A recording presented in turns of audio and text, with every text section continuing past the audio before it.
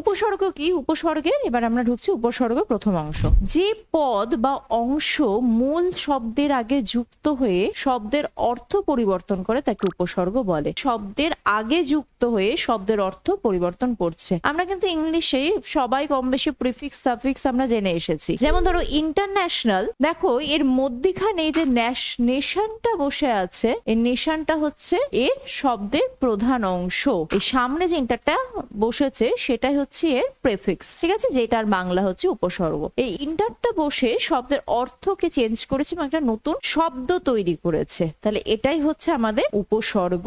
আর কি উপসর্গ কখনো নতুন শব্দ তৈরি করতে পারে, যে উপসর্গের মধ্যে থেকে তোমার নতুন শব্দ তৈরি হলো। আবার কখনো কি করে, কখনো মূল শব্দের অর্থকে বিস্তৃত করছে। ওই যে ইন্টারন্যাশনালের নেশনটা ছিল মূল শব্দ, তার অর্থকে বিস্তৃত কে করছে? ইন্টার। উদাহরণ দেখো, অযুক্ত শান্তি, শান্তি হচ্ছে আমাদের মূল, তাহলে অশান্তি একটা নতুন শব্দ আমরা পেলাম।